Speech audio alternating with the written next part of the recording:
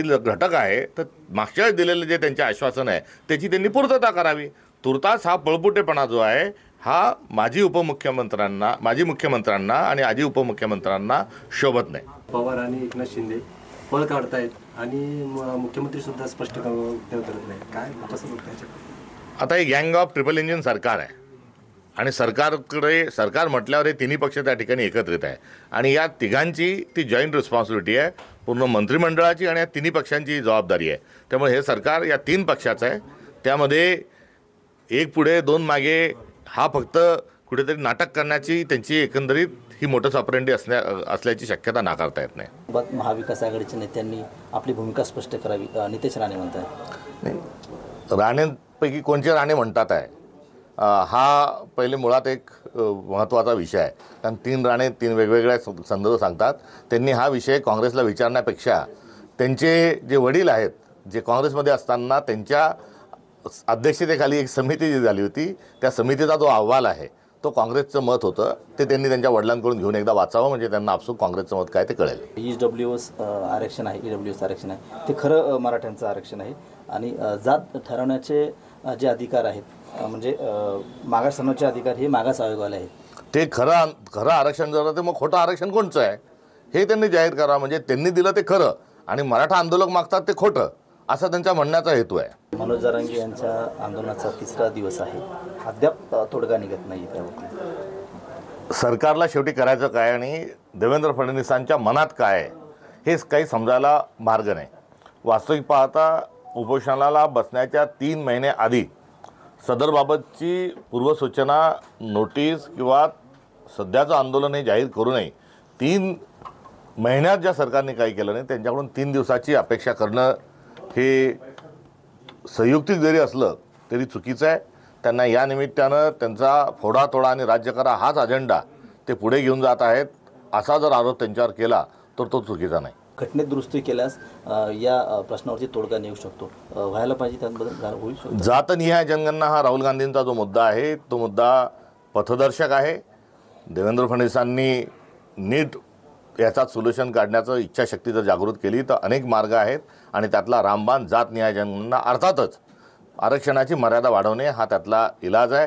त्यांची जर इच्छा असेल आणि तयारी असेल तर तेलंगणामध्ये जातनिहायची जनगणना झाली त्याचं सादरीकरण हे त्यांच्यापर्यंत करता येईल। त्यामुळे या प्रश्नाच्या अनुषंगानं 19% ओबीसी आज रोजी आहे ही मर्यादा देखील वाढवल्या गेली पाहिजे आणि ही वाढवून मराठा समाजाच्या आरक्षणाच्या संदर्भामध्ये निर्णय जर झाला तर तो सर्वसमावेशक स्वरूपाचा राहील। जरांगे पाटलाचं आंदोलन सुरू आहे, मात्र उपमुख्यमंत्री हे आपल्या गावी दरेगावला गेले, कसं पाहतात? मुख्यमंत्री असताना दरेगावला त्यांचं जाणं हे तेव्हापासूनचं एक वादग्रस्त आणि एक चर्चेचा विषय राहिला आहे। जेव्हा इथे कोणी काय ऐकत नाही किंवा एखाद्या मुद्द्यातून पळ काढायचा असतो तर ते लगेच शेतीतले त्यांचे फोटो व्हायरल होतात आणि वाटपामध्ये गडबड झाली, मुख्यमंत्रीपद मिळालं नाही तर रुसून ते दरेगावामध्ये जातात अशी एकंदरीत महाराष्ट्रभर चर्चा आहे।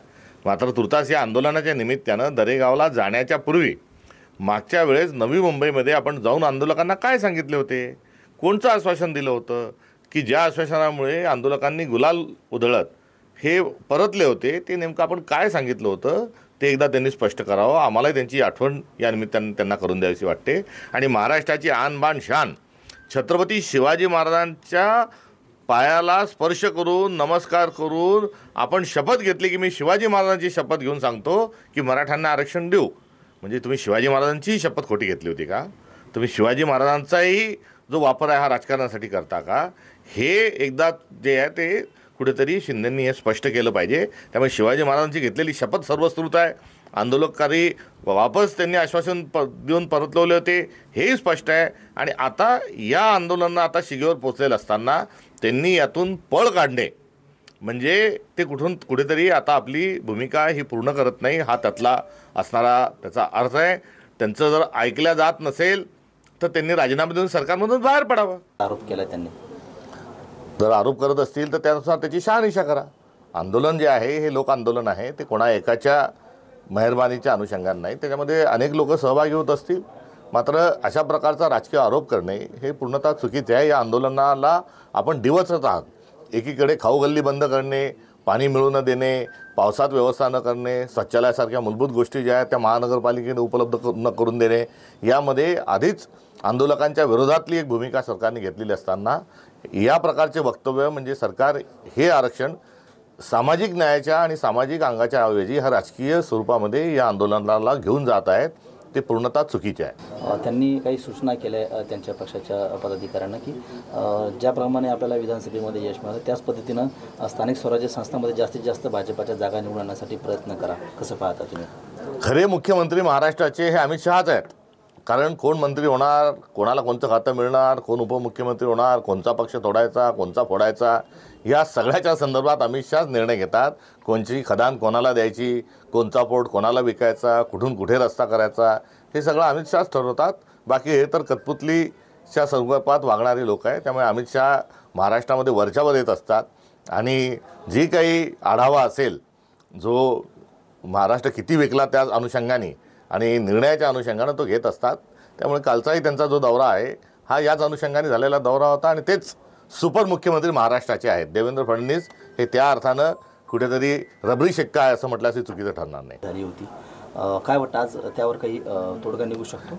यामध्ये तोडगा काढलाच पाहिजे आणि तो या अर्थाने काढला पाहिजे की देवेंद्र फडणवीसांचं हे सध्याचं भाग 2 म्हणजे पहिले धूम 1 ज्याच्यात शिंदेसाहेब मुख्यमंत्री होते आणि आता धूम 2 ज्याच्यामध्ये देवेंद्र फडणवीस हे आता मुख्यमंत्री आहेत. या दोघांनी यापूर्वी जे सांगितलेले जे त्यांनी दिलेले जे वचन होतं ते पूर्ण करावं. एकनाथ शिंदे साहेबांनी शिवाजी महाराजांच्या पाया पडून शिवाजी महाराजांची शपथ घेऊन आरक्षण घोषित केलं आणि नवी मुंबईतून आंदोलक गुलाल उधळून वापस गेले. त्याचं काय झालं? तुमची घोषणा काय होती? तुम्ही ताबडतोबीनं 2 तासात 1 तासात शासन निर्णय काढणार होते, त्याचं पुढे काय झालं? तुम्ही नेमकं आंदोलनाच्या वेळेस आंदोलकांना काय सांगितलं हे सार्वजनिक झालं पाहिजे. तर दुसरीकडे देवेंद्र फडणवीसांनी 7 दिवसात आरक्षण मराठा समाजाला देऊ ही निवडणुकीच्या पूर्वीची त्यांची घोषणा होती. त्यांचंही स्मरण या निमित्तानं त्यांना करून द्यायचं आहे. आणि याबाबत मराठा आरक्षणाच्या बाबत धनगर समाजाला जसं फसवलं तसं देवेंद्र फडणवीसांनी फसू नये ही देखील अपेक्षा आहे. कारण 2014ला धनगर समाजाला आरक्षण देऊ आणि तेही देवेंद्र फडणवीसांच्या पहिल्या कॅबिनेटमध्ये पहिला ठराव आणि पहिली सही ही धनगर आरक्षणाची करू ह्या सांगणाऱ्या देवेंद्र फडणवीसांनी 10 वर्षात अजून धनगर समाजाला आरक्षण दिले नाही. तीच गत मराठा समाजाच्या आरक्षणाची होऊ नये म्हणजे मिळवली.